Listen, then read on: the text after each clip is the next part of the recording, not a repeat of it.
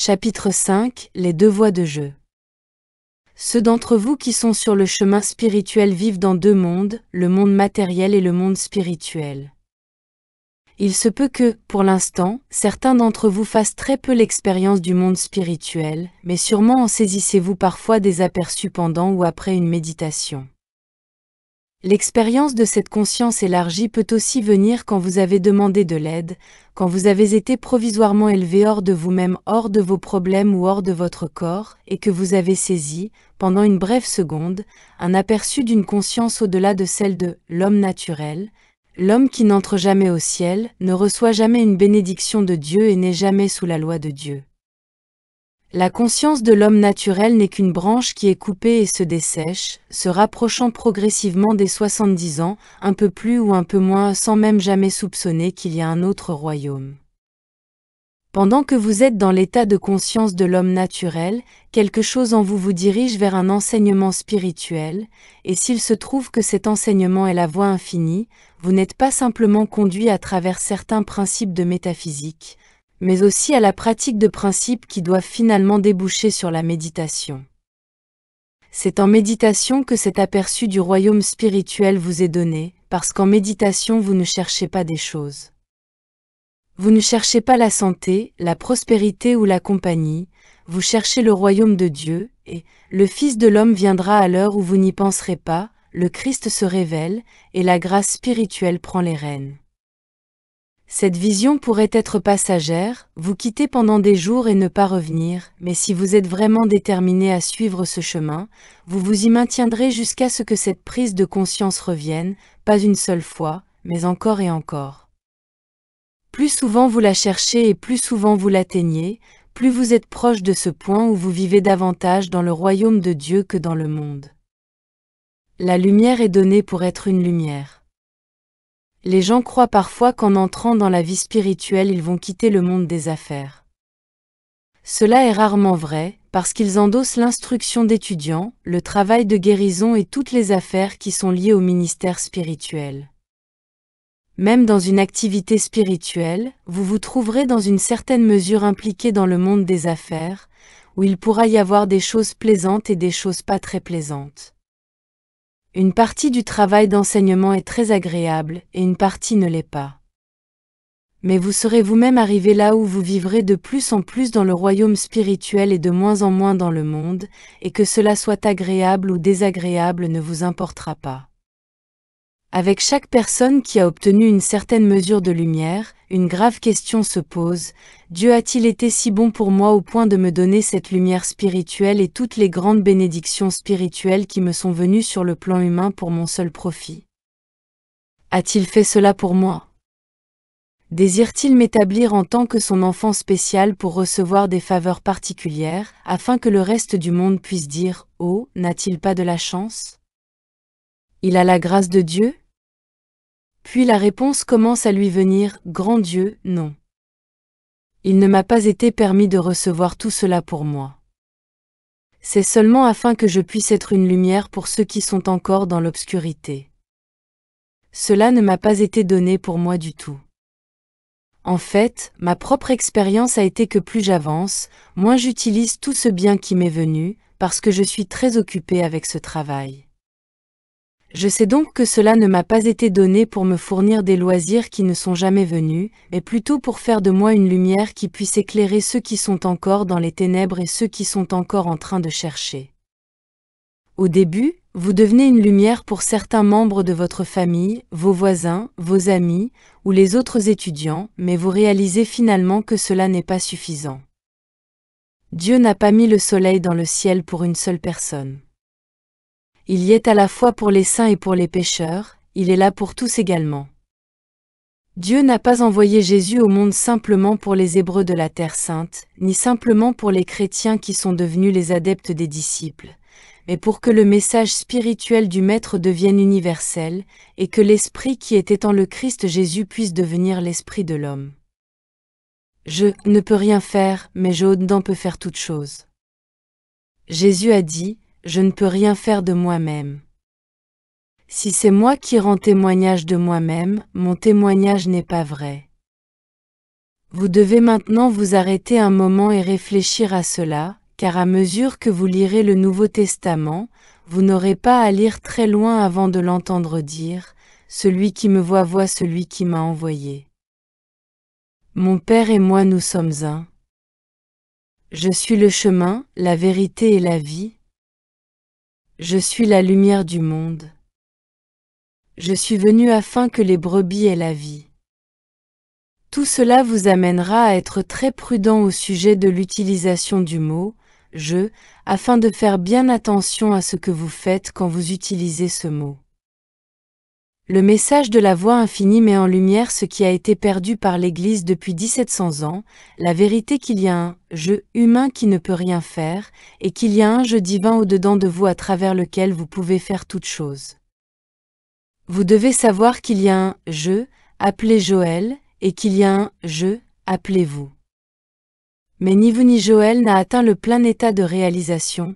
Joël est susceptible de faire des erreurs, Joël peut à un moment ou à un autre se mettre très en colère, Joël apprécie parfois un bon repas.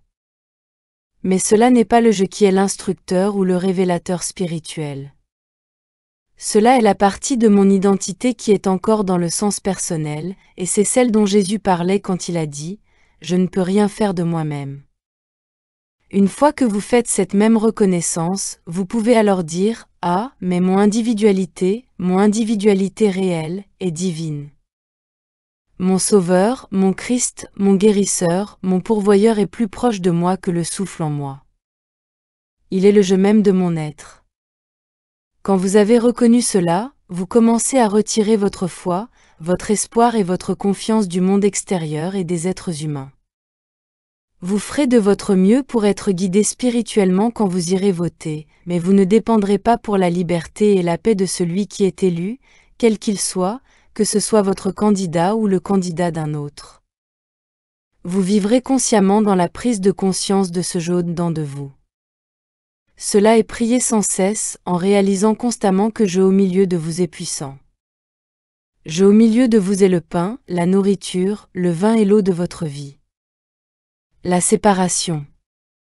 Tout cela nous mène à un passage très difficile dans notre voyage. Nous sommes tellement accoutumés à lire et entendre les belles promesses bibliques d'un ciel parfait, que nous oublions parfois qu'il y a aussi quelques autres promesses bibliques que nous avons peut-être ignorées. Étroite est la porte, resserrez le chemin qui mène à la vie, et il y en a peu qui les trouvent. Matthieu 7, 14.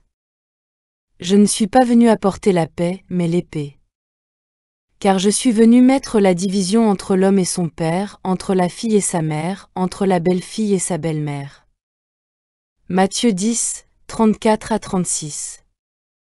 Nous glissons sur ces passages comme s'ils n'étaient pas importants ou n'étaient pas destinés à être pris au sérieux. Bien sûr, ils ne sont pas à prendre au sens littéral, mais soyez certains que Jésus savait ce qu'il disait, parce que la division a bien lieu, et qu'elle se produit dès l'instant où vous commencez à compter sur le jeu au-dedans de vous et pas sur vos parents, vos enfants, tantes, oncles ou cousins. Une division s'est produite la même, vous êtes en train d'être séparés de votre dépendance vis-à-vis de personne.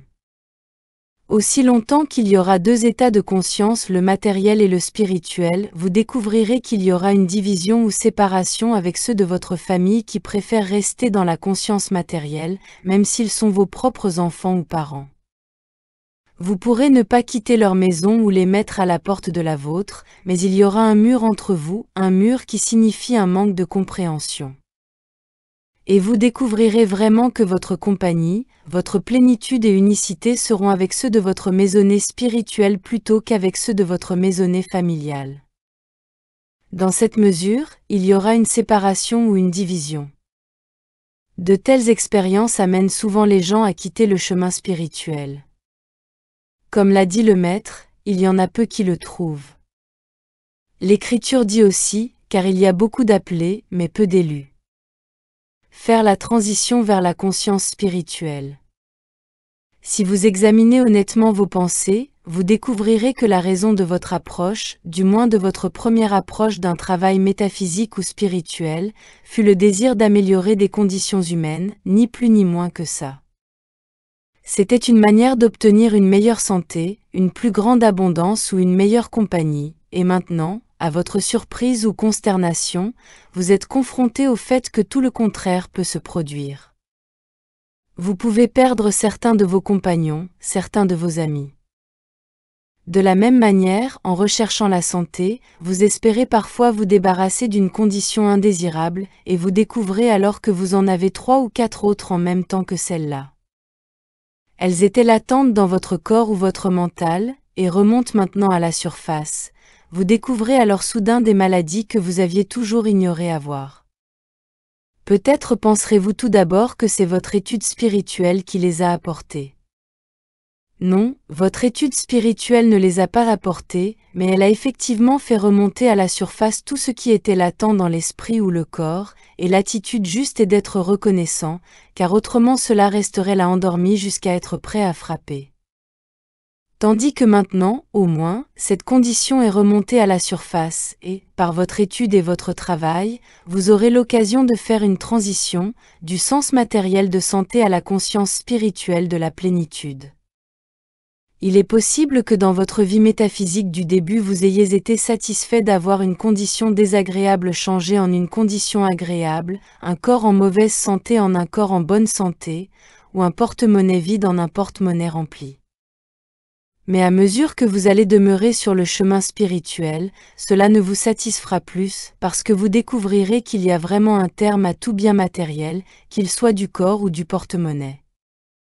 C'est pourquoi, en essayant d'éviter de faire la transition vers la plénitude et l'intégrité spirituelle, vous saurez que vous avez seulement remis à plus tard les maux de la chair ou du porte-monnaie.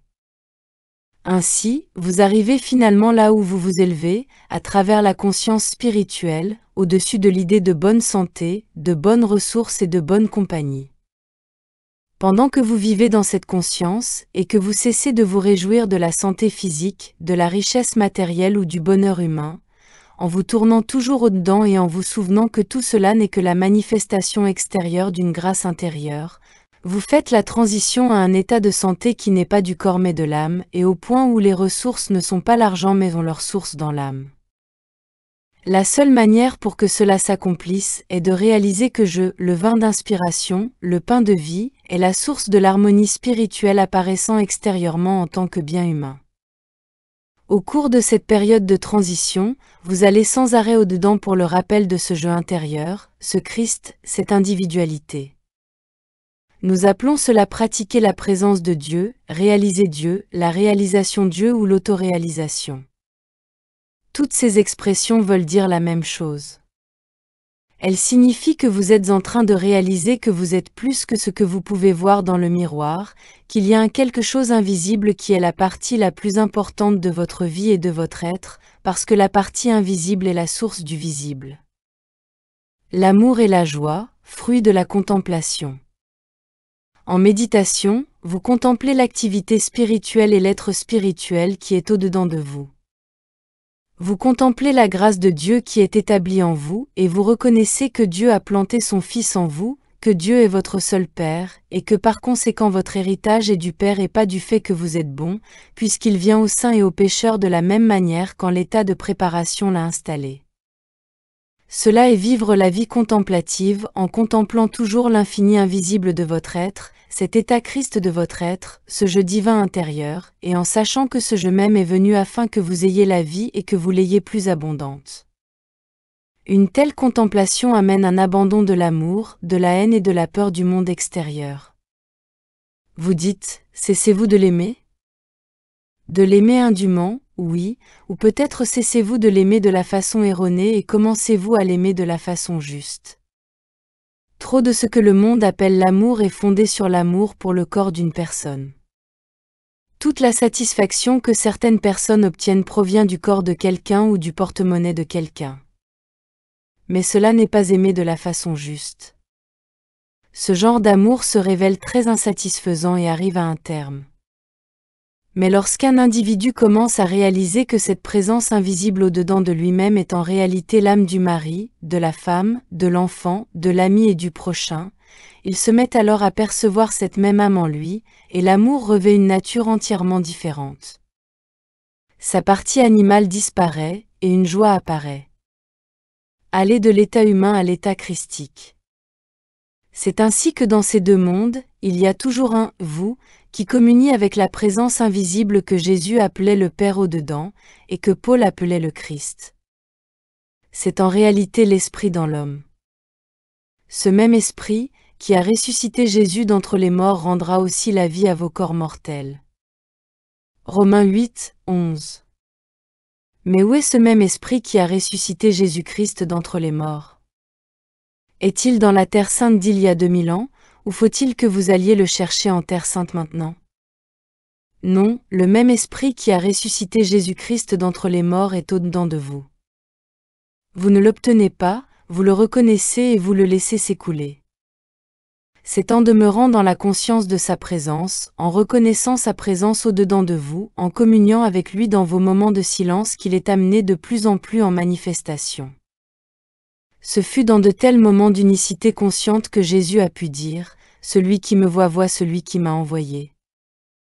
Mon Père et moi, nous sommes un. » Dans cette conscience élevée, Jésus était absent et Dieu seul, le jeu divin, était présent et parlait. Quand il dit « Je suis venu afin que les brebis aient la vie et les plus abondantes », il ne parle pas en tant qu'homme, mais en tant que Dieu, il s'est élevé au-dessus de son humanité dans sa divinité. Il y a ceux qui, par cette communion, atteignent finalement l'expérience ultime qui est l'union consciente avec Dieu et qui s'élèvent au-dessus de leur virilité et féminité dans leur divinité.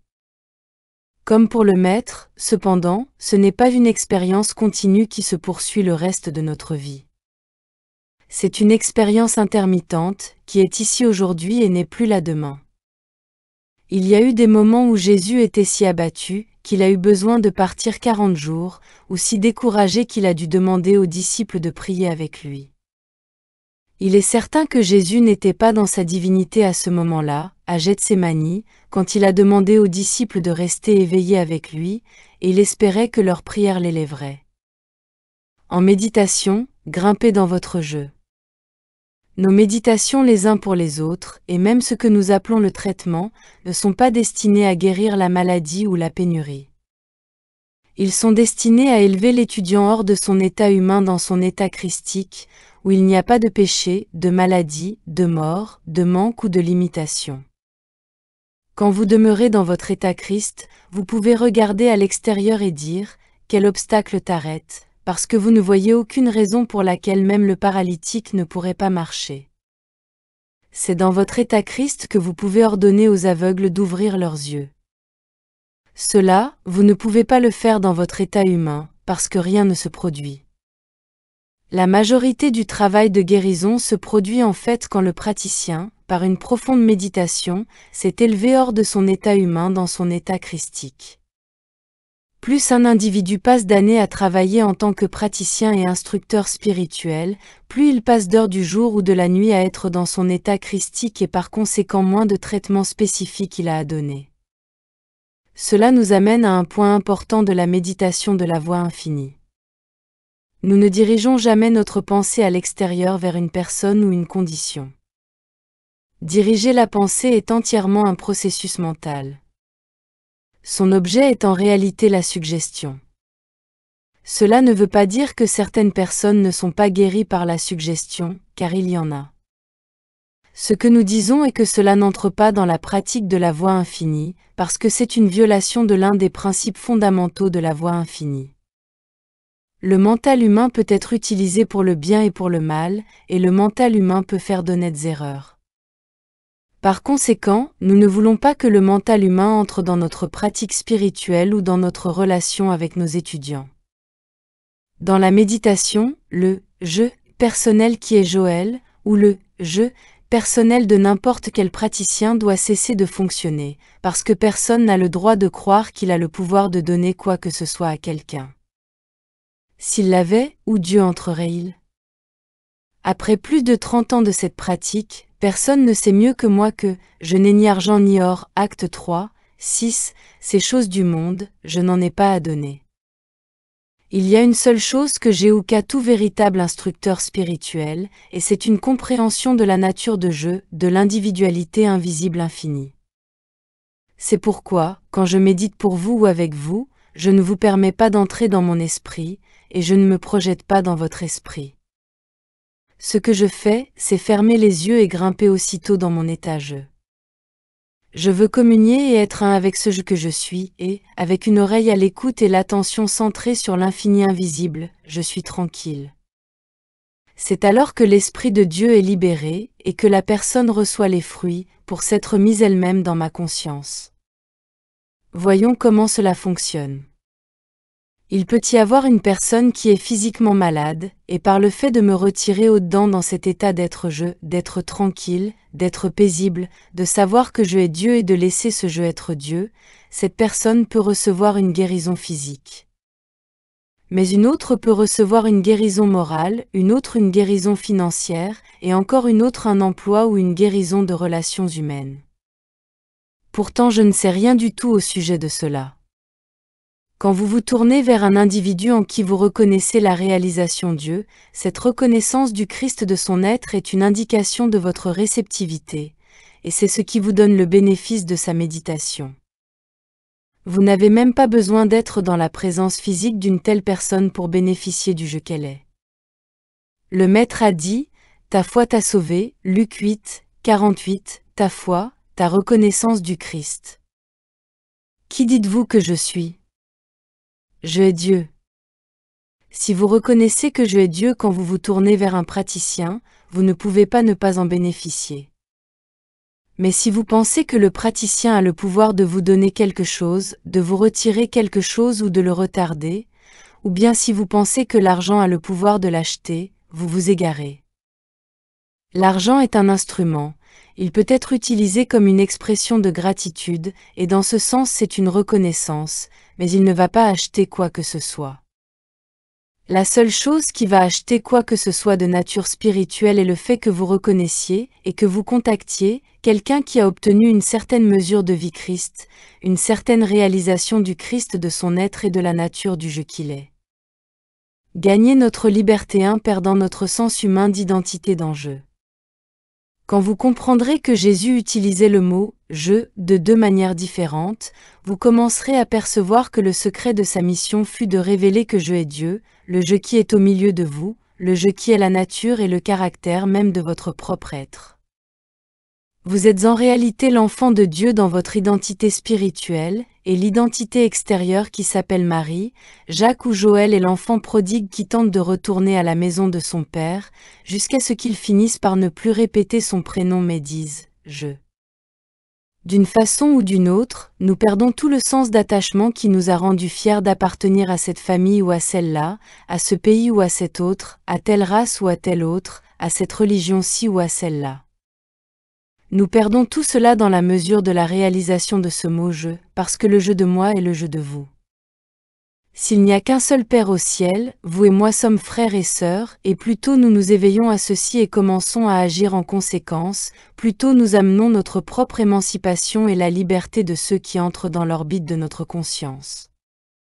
À travers la réalisation de l'infini invisible au-dedans de vous, vous atteignez votre liberté vis-à-vis de ce monde. Vous ne perdrez pas votre amour pour vos parents ou vos enfants, mais ce sera un amour d'une nature différente. Vous ne serez pas esclave de cet amour, et vous ne les tiendrez pas esclaves de cet amour. Et puis, vous donnerez sans doute aussi plus d'argent pour les œuvres de charité dans le monde, tout en ayant cependant moins de sympathie et de pitié que jamais auparavant, parce que même pendant que vous aidez votre prochain à son niveau de conscience, vous réaliserez qu'il n'a pas à être pauvre ou esclave. La pauvreté et l'esclavage sont des états d'ignorance. Quiconque s'éveille à la nature de je, sa véritable identité, doit devenir libre du péché, libre de la maladie, libre de la pénurie. Si, lorsque vous fermez les yeux en prière ou méditation, vous pensez à des gens, souvenez-vous s'il vous plaît que vous pouvez être en train de leur envoyer du bien ou du mal, parfois du mal sous le nom de bien. Mais si vous voulez vraiment être une bénédiction pour ce monde, pour votre famille, pour vos voisins ou pour vos étudiants, ne permettez pas à la pensée humaine d'entrer dans votre esprit, parce que c'est la pensée du petit « je », et même avec les meilleures intentions elle pourrait quelquefois être dans l'erreur. Soyez tranquille et sachez que je au milieu de vous suis Dieu, et laissez ce je faire le travail. Alors, le message ou l'aide que votre ami, parent, patient ou étudiant obtiendra sera en provenance directe de Dieu. Ce sera l'Esprit lui-même portant témoignage avec votre esprit, et il y aura l'harmonie et la paix. Chapitre 6 – Impersonnaliser Dieu. Universalité et disponibilité de l'Esprit qui était en le Christ Jésus. La voie infinie commence par la révélation qu'il y a une conscience transcendante, qui dans le mysticisme chrétien est appelée la conscience Christ, et dans le bouddhisme l'esprit de Bouddha. Dans l'un et l'autre cas, cela veut dire qu'il y a une conscience plus élevée que le mental humain. Cela n'est pas quelque chose de largement connu. Il est vrai qu'il y a sans doute ceux qui acceptent l'idée que le Bouddha avait cette conscience spirituelle et que Jésus avait l'esprit qui était en Christ, mais il n'y a pas beaucoup de personnes qui comprennent que cet esprit Christ, ou conscience, est universel pour tous les hommes, et qu'il est tout autant le vôtre ou le mien qu'il était celui de Jésus ou du Bouddha. Aussi longtemps que vous croyez qu'il y a un Dieu là-dehors séparé et distinct de votre être, vous personnalisez Dieu et fabriquez l'image d'une entité, d'une identité ou d'un être en dehors de vous. Dieu est être, mais pas un être. Dieu est en train d'être vous et en train d'être moi. Ériger un Dieu séparé de cet être engendre donc le sens de séparation qui nous maintient dans l'ignorance. Cette personnalisation de Dieu, cette personnalisation de je, est le voile qui entraîne le sens de séparation de Dieu chez l'homme. Personnaliser Dieu en acceptant Jésus comme le seul Christ met aussi le voile en place. En fait, c'est la personnalisation de l'esprit qui est le voile. Dieu est être. L'impersonnalisation est le dévoilement, et dès que vous connaissez Dieu en tant qu'être, Dieu est alors mon être et votre être. N'appelez personne sur la terre votre Père, car un seul est votre Père, celui qui est dans les cieux. Matthieu 23, 9. L'Esprit est votre Créateur et votre être.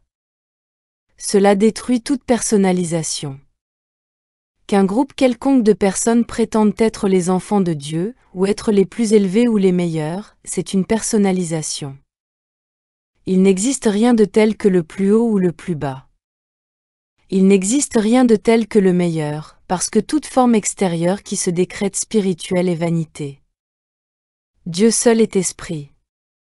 Seul je, l'Esprit de Dieu en vous, suis le Fils de Dieu, et ce je est si impersonnel qu'à moins de pouvoir regarder le juif et le gentil, le catholique et le protestant, l'oriental et l'occidental, le blanc et le noir, et de reconnaître qu'ils sont tous d'un seul Père, de la maisonnée de Dieu, vous ne pourrez pas y entrer.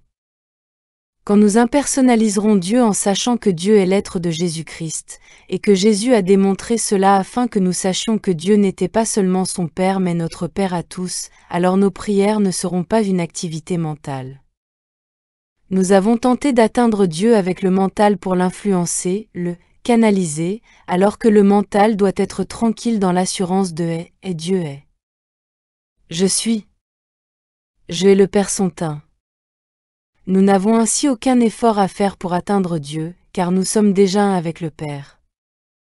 Nous ne devons certainement pas essayer, avec le mental, de canaliser Dieu dans la direction de qui que ce soit. Cela n'a-t-il pas été le péché de la religion dans toutes nos guerres? Les aumôniers n'ont-ils pas été encouragés à prier pour la victoire de leur camp? Que était cela sinon une tentative de canaliser Dieu? N'était-ce pas essayer de revendiquer Dieu pour leur camp, et exclusivement pour leur camp? Mais si nous voulons être enfants de Dieu, nous devons prier pour nos ennemis. Cela ne veut pas dire que nous devons prier pour que notre ennemi nous détruise, non pas que cela changerait quoi que ce soit si nous le faisions, mais nous devons prier pour que nos ennemis soient libérés de l'esprit charnel, tout comme nous désirons que nos amis soient libérés de l'esprit charnel. Mais, si nous nous décrétons les préférés de Dieu, et tous les autres l'esprit charnel, nous nous mettons de nouveau en esclavage. Prier pour notre ennemi signifie connaître la vérité au sujet de notre ennemi, savoir que pour ce qui est une quelconque expression de l'esprit charnel provenant de l'ennemi, ce n'est pas un pouvoir, et qu'en ce qui concerne la véritable identité de l'ennemi, elle est autant Dieu que notre identité est Dieu. Quand Dieu aura été soigneusement impersonnalisé, la signification de l'omniprésence sera claire. Nous avons établi un sens de séparation d'avec Dieu alors même que nous déclarions que Dieu est omniprésence. Mais où suis-je dans cette omniprésence? Si Dieu est omniprésence, alors je dois être cette présence, mais si je me mets à avoir un Dieu et un « moi », je n'impersonnalise pas, je crée un sens de séparation. Je n'ai Dieu comme omniprésence que si je suis omniprésence. Je frappe. Entendez-vous? Je me tiens à la porte et je frappe. À la lumière de ce que vous avez lu jusqu'ici dans ce livre, cela n'a-t-il pas maintenant davantage de sens pour vous? Je me tiens à la porte et je frappe. Ne comprenez-vous pas que cela ne veut pas dire un homme qui a vécu il y a 2000 ans? Ne savez-vous pas que cela ne veut pas dire un quelconque individu aujourd'hui? Ne savez-vous pas que cela ne veut rien dire d'autre que ce qui est dit, que je est en train de frapper à la porte et prie d'être admis, prie que vous ouvriez la porte de votre conscience pour le laisser entrer? Je est le principe créateur de cet univers, et je frappe à la porte de votre conscience depuis des siècles, suppliant d'être invité à entrer, et vous l'avez retenu dehors, en le localisant dans la Terre sainte d'il y a 2000 ans. La voix infinie révèle que ce même je est la conscience illuminée, la conscience Dieu, que vous recherchez. Je est cette illumination, cette initiation, cet éclairement. Le je de votre être est la nourriture, le vêtement, le logement, le bonheur, la paix et la sécurité même que vous recherchez. Ce je frappe depuis toujours à la porte, essayant de pénétrer dans votre conscience. Votre vie entière dépend de la connaissance de la nature de Dieu. Tant que vous ne connaissez pas Dieu correctement, ne vous leurrez pas en croyant que vous avez atteint l'immortalité, parce que vous n'atteignez l'immortalité que dans la mesure où vous le connaissez bien. Vous ne le connaîtrez jamais bien tant que vous ne le connaîtrez pas en tant que je, l'Esprit de Dieu en vous, je, la petite voix tranquille au-dedans. Le royaume de Dieu est au-dedans de vous, et Dieu est dans son royaume. Dieu constitue son royaume. Ou bien ces paroles provoquent en vous un sentiment joyeux d'acceptation, un sentiment de « oui, oui, j'ai toujours su qu'il doit en être ainsi », ou bien la porte de votre conscience ne s'est pas ouverte pour laisser entrer je, et le « voile » est encore là. Dans ce cas, il sera nécessaire de demeurer dans cette parole et de laisser cette parole demeurer en vous, jusqu'à ce que votre conscience s'ouvre vraiment et que vous laissiez vraiment entrer ce je qui se tient là et frappe. Ce qui frappe à la porte est je. Je me tiens à la porte, pas une personne, mais je, pas une quelconque personne, seulement je, le je même qui est le chemin, la vérité et la vie, le je même qui est le pain, la nourriture, le vin et l'eau. Le chemin mystique et pratique. Parfois, lorsqu'un instructeur ou un praticien dit à un étudiant que c'est lui-même qui écarte de lui sa santé, ses ressources et sa compagnie, il se peut que l'étudiant demande « Comment cela ?» Alors il faut lui dire, vous ne voulez pas ouvrir la porte de votre conscience et me laisser entrer, moi le je. Vous ne voulez pas laisser entrer le je qui est en train de frapper là. Vous cherchez un autre Dieu, ou bien vous ne cherchez pas Dieu du tout, mais des fruits, un bénéfice de Dieu. Cela, vous ne le trouverez jamais. Dieu ne donne pas la santé, Dieu ne donne pas les ressources, Dieu ne donne pas la paix, Dieu ne donne pas la sécurité. Dieu est tout cela, je suis le chemin, la vérité et la vie. Je suis la résurrection.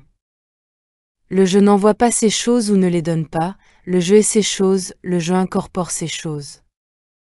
Quand vous ouvrirez la porte de votre conscience et ferez entrer je, vous trouverez la présence, d'abord lentement et graduellement, parce qu'aucun de nous ne pourrait la prendre d'un seul coup, mais vous découvrirez que cette présence s'écoule de vous sous les formes nécessaires à votre expérience quotidienne. C'est pourquoi le chemin mystique est la manière de vivre la plus pratique qui ait jamais été connue. Le monde essaiera de nous dire que la manière matérialiste est la plus pratique, mais si vous regardez l'histoire, je pense que vous conviendrez que le matérialisme ne nous a pas donné la voie. Même si vous regardez les pays qui ont eu un jour une balance commerciale favorable et une rentrée d'or stable, vous vous apercevrez à quel point la scène a changé et que pour bon nombre d'entre eux ce n'est plus le cas. Pourquoi? Parce que tout ce qui est là dehors dans le monde est aussi fugitif qu'une ombre. Mais si vous avez ouvert votre conscience à je et si vous avez réalisé que je au milieu de vous est Dieu, que je au milieu de vous est cette totalité, alors, si pour quelque raison votre santé, votre foyer ou votre famille vous a quitté aujourd'hui, cela n'a pas d'importance. Ce jeu est la résurrection. Une fois que vous réaliserez que je au milieu de vous suis lui, vous découvrirez que les années dévorées par la sauterelle sont restaurées, Confé, Joël 2, 25. Tout ce qui vous a jamais été enlevé à cause de votre ignorance de Dieu vous est maintenant rendu, et 2 fois plus. Rien de cela n'est cependant possible, sauf pour ceux qui ouvrent la porte de leur conscience et laissent entrer le jeu qui se tient à la porte et frappe. La boîte de Pandore. Dans l'enseignement de la vérité, vous êtes confronté à une situation comparable à la boîte de Pandore. La boîte de Pandore était supposée avoir un grand trésor caché en elle, mais quand elle fut ouverte, le mal s'en échappa. C'est ainsi que la vérité, aussi, est le plus grand trésor qui soit. Mais si vous ouvrez la porte de la vérité à la pensée non préparée, la vérité que je suis la vérité sera prostituée, parce qu'elle battra des ailes et dira « Je suis Dieu ». Je suis Dieu, et les personnes qui auront si peu compris la vérité essaieront d'être Dieu pour vous. Pour les personnes non préparées à cette vérité, la révélation de je peut être destructive, parce qu'elles peuvent tenter de l'utiliser pour un gain personnel, et aussi parce que cela leur donne un faux sens de je qui leur fait croire qu'un individu a du pouvoir. La vérité est qu'aucun individu n'a de pouvoir, parce que je suis tout pouvoir, je suis omnipotence. Un individu n'a aucun pouvoir. Vous, de vous-même, n'avez aucun pouvoir. Vous ne pouvez jamais diriger le pouvoir, vous ne pouvez jamais utiliser le pouvoir. Lorsque vous connaissez le secret de je, vous demeurez dans la tranquillité et laissez je faire son travail, pas vous, ce je qui est au milieu de vous. Vous n'avez besoin d'aucune pensée, puisque vous ne pouvez pas et n'avez pas besoin d'éclairer Dieu. Le fait même que vous vous soyez tourné vers une conscience illuminée est le lien entre vous et Dieu. Alors, tout ce qu'a à faire cette conscience illuminée est de demeurer en Dieu, et Dieu remplit votre besoin. Le rôle que joue votre conscience quand elle a été éclairée est qu'elle s'est éveillée. Elle a eu suffisamment du dévoilement pour savoir que le jeu de vous et le jeu de quiconque se tourne vers vous est Dieu, de sorte qu'il n'y a aucun besoin de lui transmettre des pensées, de lui transmettre du pouvoir, ou d'utiliser le pouvoir Dieu pour lui. C'est le bon plaisir du Père de lui donner le royaume, le bon plaisir du Père, le jeu au milieu de lui. Je au milieu de vous est puissant, mais le jeu au milieu de vous est au milieu de lui à cause de l'omniprésence. C'est pourquoi vous n'avez pas à projeter votre pensée à travers les kilomètres, vous avez seulement à demeurer dans la tranquillité, et parce que le jeu a été dévoilé, la vérité a été dévoilée. Si vous connaissez je, pourquoi devez-vous vous tourner vers quelqu'un? N'y a-t-il pas un jeu en vous? Ne dites-vous pas « je » tout le temps et je n'est-il pas Dieu? Par conséquent, demeurez dans la tranquillité. Comprendre la nature de Dieu comme étant je est le trésor, mais en révélant cette vérité, elle s'avérera mauvaise si elle vient à la perception des gens non éclairés, de ceux qui pensent qu'un sens personnel de je est Dieu, que n'importe qui peut exercer le pouvoir Dieu, ou qu'une personne est spécialement favorisée par Dieu et peut, par conséquent, mieux faire pour vous que l'un ou l'autre des praticiens qui ont réalisé Dieu. Tout cela peut être mauvais parce que c'est personnalisé. Apprenez à impersonnaliser. C'est seulement quand vous impersonnalisez que vous pouvez devenir intérieurement tranquille et laisser je faire le travail, sans penser que c'est le je de vous. Souvenez-vous qu'il y a un je dans la personne que vous êtes en train d'aider autant qu'en vous, et que c'est le même je, le seul et unique je. Laissez-le faire le travail sans mots et sans pensée, et alors le sens personnel de « je » ne se mettra pas en travers du chemin. J'ai les ressources. Une fois, un étudiant m'écrivit qu'il avait un problème de pénurie et me demanda de faire un travail pour les ressources.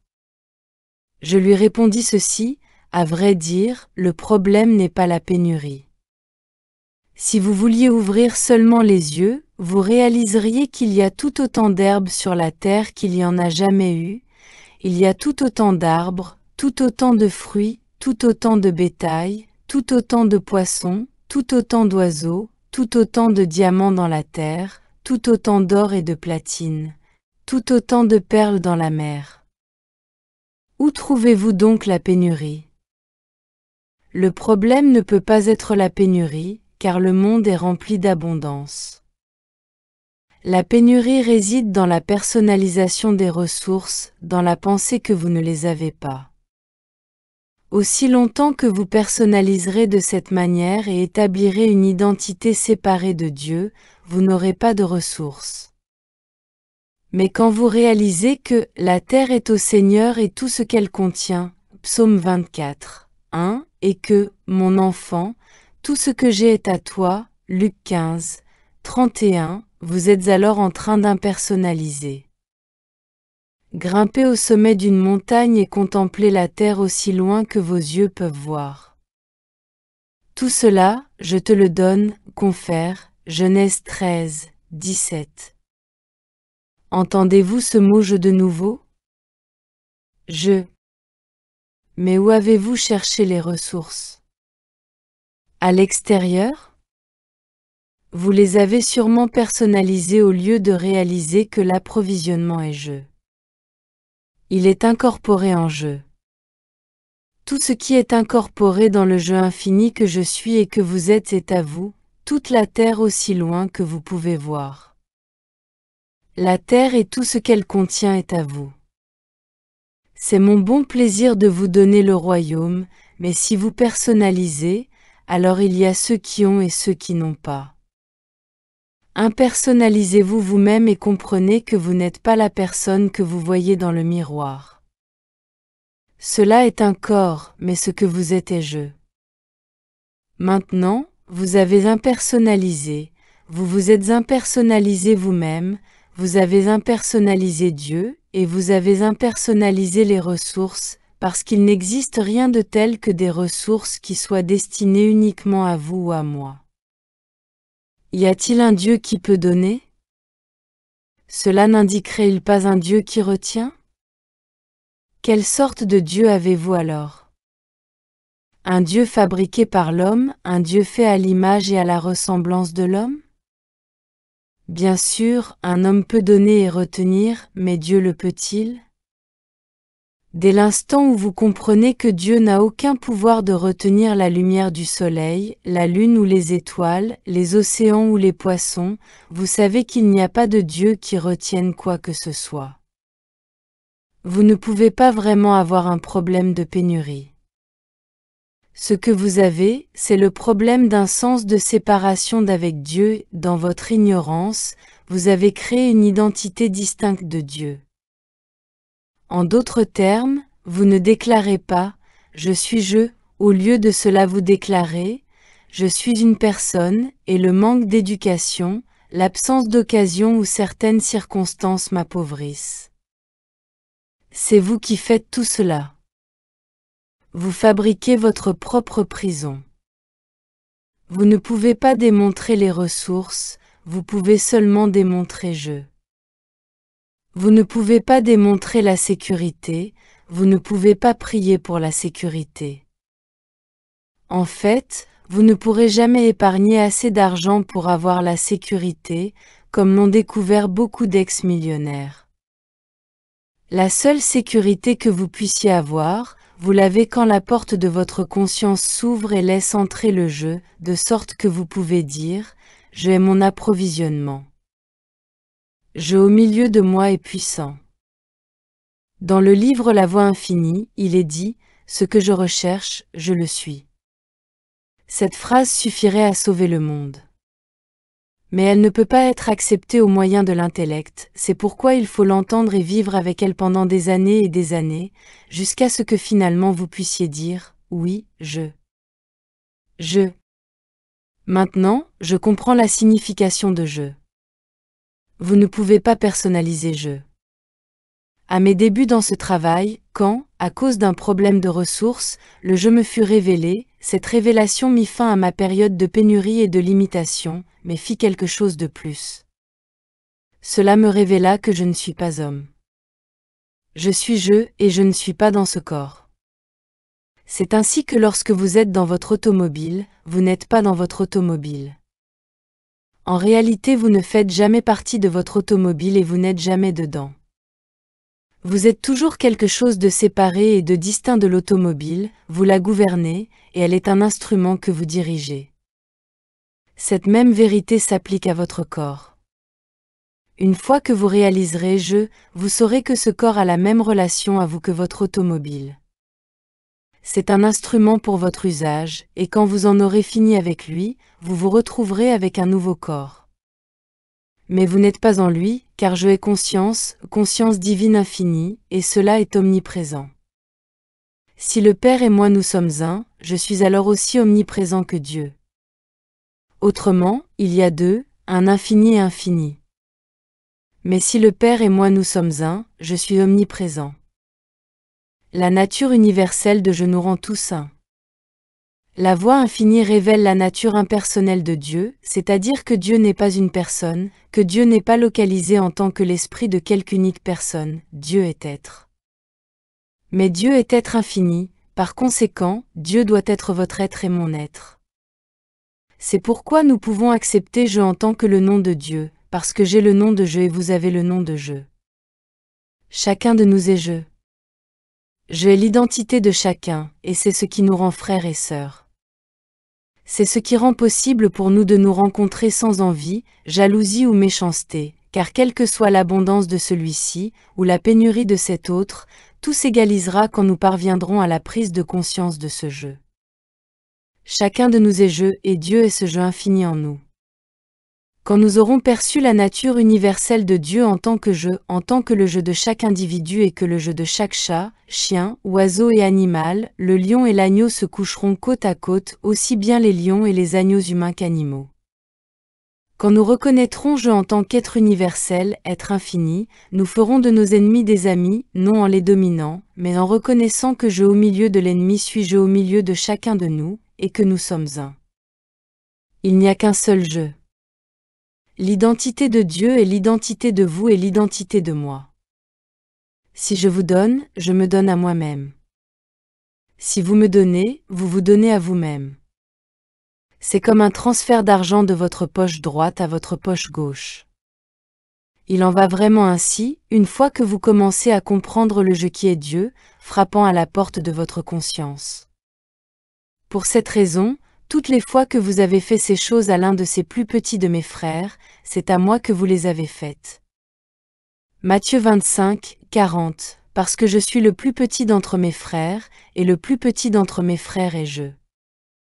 Quoi que vous ayez fait à un autre, vous l'avez fait à vous-même, et cela devrait permettre d'expliquer ce que veut dire le karma. Le mal que vous faites à un autre ne peut que vous revenir. Il y a un élastique attaché à lui, et la pierre que vous jetez doit revenir. Mais le bien que vous faites a aussi un élastique, et plus vous le lancez loin et fort, plus vite il vous revient. La leçon que nous apprenons est que Dieu est identité individuelle. Dieu n'est pas plus en train de flotter dans l'air que Dieu n'est en haut dans le ciel. Dieu n'est pas sans corps, il ne peut y avoir un être sans corps. C'est vrai que le corps n'a pas à être physique dans sa nature, mais c'est un corps, chaque individu incorpore ce je, cet être divin. Il est sa conscience individuelle, même s'il est voilé par la croyance que l'homme est un être humain, qu'il est mortel, qu'il est conçu dans le péché et né dans l'iniquité. Il est voilé par la croyance que seuls quelques hommes peuvent connaître le je, ou la conscience divine. Mais Dieu se manifeste en tant que vous et moi individuels, et si Dieu doit apparaître au milieu de nous, Dieu doit apparaître en tant que vous et moi individuels. Cette vérité ne peut pas être donnée à ceux qui n'y sont pas venus par un travail suffisant d'étude et de méditation, parce qu'ils changeront la vérité de ce je même en quelque chose de destructif envers eux-mêmes, jamais envers les autres. Nous ne pouvons jamais vraiment détruire les autres, nous ne détruisons que nous-mêmes, et nous faisons cela par la personnalisation, par la mauvaise interprétation. Pour suivre la voie infinie, ouvrez tout d'abord la porte de votre conscience et laissez entrer le je qui y frappe. Faites-le en secret, n'essayez pas de l'expliquer à vos amis, ne pensez pas que vous allez pouvoir leur donner cela par l'intermédiaire du mental humain. Ils ne pourraient jamais l'accepter. Expliquer cette grande vérité à ceux qui sont au niveau de conscience à 3 dimensions n'est pas seulement difficile mais pratiquement impossible, et par conséquent vous aurez à la leur donner doucement, jusqu'à ce qu'ils soient parvenus à une certaine mesure de maturité spirituelle. Vous pourrez alors retirer ce dernier voile sans les choquer, et leur montrer que je se tiens à la porte de leur conscience et demande à entrer. Chapitre 7 : Impersonnaliser l'erreur. Il y a eu des centaines de mystiques dans l'histoire du monde, qui ont été élevés si haut dans la conscience qu'ils ont réalisé et pourtant bon nombre d'entre eux n'ont jamais été capables de mener une vie de bonheur, de santé ou de succès, et n'ont jamais suscité un corps d'étudiant capable de révéler au monde l'harmonie divine qui est ici pour chacun. Pourquoi cela ? Pourquoi, après avoir atteint de si grandes hauteurs, étaient-ils encore tourmentés par les discordes de ce monde ? La raison est qu'ils n'ont jamais saisi l'importance et la signification de la nature de l'erreur. Sans une compréhension de la nature de l'erreur, ce monde ne va pas être différent dans la génération suivante de ce qu'il a été dans celle-ci. Nous savons tous qu'il y a eu de nombreuses révélations de jeu, mais nous savons aussi que ces révélations n'ont pas sauvé le monde. La révélation de la nature de l'erreur, associée à la révélation de jeu, peut cependant le faire et le fera. Une compréhension du non-pouvoir de l'effet est essentielle. Il est vrai que la nature de l'erreur fut enseignée en partie dans les premières années de l'enseignement et de la guérison métaphysique, mais la véritable signification du principe du néant et du non-pouvoir de la maladie ne fut pas comprise. On croyait que le mental, dont on faisait un synonyme de Dieu, était le pouvoir qui guérissait la maladie, bref, que Dieu était le pouvoir qui la faisait disparaître. Cependant, si vous acceptez la vérité que Dieu est omnipotent, vous devez le plus logiquement du monde ajouter, alors, rien d'autre que Dieu n'est pouvoir. Cela doit vouloir dire le non-pouvoir de quoi que ce soit et de tout ce qui vous apparaît comme un pouvoir, qu'il s'agisse d'une personne, d'une chose, d'une circonstance ou d'une condition. Vous pouvez alors la regarder objectivement et réaliser à quel point il lui serait impossible d'être un pouvoir ou d'avoir un pouvoir, si Dieu est omniprésent et omnipotent, la seule présence et le seul pouvoir. Plus vous devenez conscient de la nature de Dieu en tant qu'omniscience, omnipotence et omniprésence, plus vous devenez conscient du non-pouvoir de ce monde des faits. Peut-être vous demandez-vous pourquoi les mystiques d'antan n'ont pas découvert ce principe, et la réponse est que leur mental était conditionné, exactement comme le mental de certains mystiques d'aujourd'hui est conditionné. Ils croient que le karma est un pouvoir, plus puissant même que Dieu, ou bien ils croient que Dieu utilise le mal pour ses desseins. Ils sont si conditionnés qu'ils ne peuvent pas abandonner leur croyance en le pouvoir du péché, de la maladie, des faux appétits, de la pénurie et des limitations.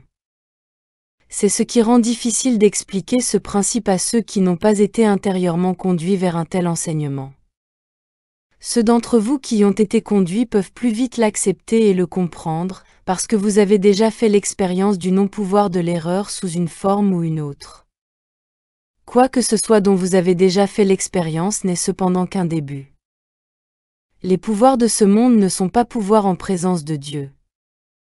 Comme des millions de personnes aujourd'hui, les Hébreux, il y a des siècles, priaient Dieu de détruire les maux de leur monde, mais ils ne furent jamais détruits. Depuis l'avènement du christianisme, les chrétiens prient Dieu de vaincre les maux de leur monde, et ces prières n'ont jamais réussi non plus. Des personnes d'autres religions et enseignements ont prié et prient pour vaincre les maux de leur monde, et ceux-ci n'ont cependant pas été vaincus. Et ils ne seront jamais vaincus jusqu'à ce que nous en venions à reconnaître que nous avons perdu notre temps à combattre le mal. Si Dieu pouvait combattre le mal, il ne serait pas nécessaire de prier Dieu de le faire. Dieu le ferait sans que nous le lui demandions. Ne commencez pas à indiquer à Dieu ce qu'il ne fait pas. La sagesse de Dieu est infinie, pas votre sagesse, celle de Dieu. Votre sagesse est infinie quand vous êtes suffisamment mort à vos croyances, vos théories, vos concepts, et qu'en méditation vous avez ouvert votre conscience pour recevoir la sagesse de Dieu. C'est alors seulement que votre sagesse est infinie, parce que ce n'est pas vraiment votre sagesse mais celle de Dieu. Dans vos méditations, vous en viendrez finalement à une profonde communion avec Dieu, à vous abriter en lui. Cette présence est aussi réelle et tangible que tout ce que vous avez jamais connu, et même davantage, et quand, par vos méditations, vous commencerez à communier avec cet esprit au-dedans de vous, il vous convaincra très rapidement que les pouvoirs du monde ne sont pas pouvoirs, et plus particulièrement que les mauvais pouvoirs du monde ne sont pas mauvais. En fait, rien n'est mauvais sauf ce que la pensée rend mauvais, ce que notre acceptation rend mauvais, mais en soi-même et de soi-même il n'y a pas de mal. Quelle que soit la mesure dans laquelle vous avez fait l'expérience d'une guérison spirituelle, vous avez déjà prouvé cette vérité.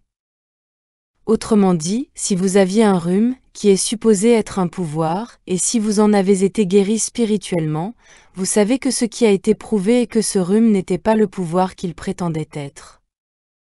Si vous avez eu une maladie plus grave, et qu'à travers votre propre conscience spirituelle ou celle d'un autre vous avez vu la douleur et les symptômes disparaître et l'harmonie se rétablir, tout ce dont vous avez vraiment fait l'expérience est le néant de ce qui était apparu sous la forme d'une maladie. Car si cela avait été quelque chose, ce serait encore quelque chose. Le fait même qu'elle ait disparu sans remède matériel, chirurgie ou application quelconque, signifie qu'elle n'était vraiment pas ce qu'elle prétendait être. Le mal, une hypnose universelle. Tout mal, quel que soit son nom ou sa nature, est le produit d'une hypnose universelle, ou attitude fausse, basée sur la croyance en deux pouvoirs, ce que Paul a décrit sous le nom d'esprit charnel. Toute discorde qui nous touche n'est rien d'autre que ce sens mesmérique. Ce n'est pas votre croyance et ce n'est pas ma croyance, c'est une croyance universelle à laquelle nous sommes soumis en vertu de notre ignorance de la vérité. Par l'activité de l'esprit charnel, agissant universellement, nous sommes sous cette hypnose à partir du moment de la conception, et si nous vivons sous la loi du bien et du mal, n'importe quoi peut arriver. Ou bien nous sommes soumis à l'esprit charnel universel, à ses croyances et à ses activités, ou bien nous répondons de plus en plus à l'impulsion spirituelle. Par exemple, avec les premières pluies froides de l'automne, il est probable que 3 ou 4 personnes sur 10 vont renifler, non pas parce que leur pensée erronée fait ainsi d'elles des victimes, mais à cause de l'hypnose universelle engendrée par la croyance en deux pouvoirs. Nous devons briser cette hypnose en réalisant que nous n'avons pas besoin d'être soumis au mesmérisme du monde, et en comprenant que l'hypnose ou l'esprit charnel n'est pas de Dieu, n'est pas spirituellement doué d'autorité, et n'a pas de loi spirituelle pour la soutenir. Par conséquent, elle n'est pas pouvoir. Nous ne combattons pas l'hypnose ou l'esprit charnel, nous ne discutons pas avec elle, nous n'essayons pas de la détruire, ni de nous élever au-dessus. Pour nous, l'hypnose et l'esprit charnel ne sont que des noms qui identifient le bien et le mal comme l'essence de toute limitation, mais à mesure que nous dominons la croyance dans les pouvoirs du bien et du mal, nous commençons à faire disparaître la source de nos discordes et inharmonies.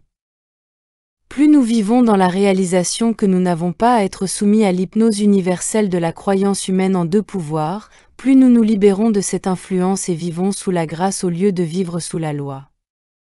Quand nous comprenons Dieu comme omnipotence, nous pouvons alors réaliser que l'hypnose, le mesmérisme, le mental universel ou la croyance universelle en deux pouvoirs n'est pas un pouvoir, et c'est dans la mesure de cette réalisation que nous devenons libres.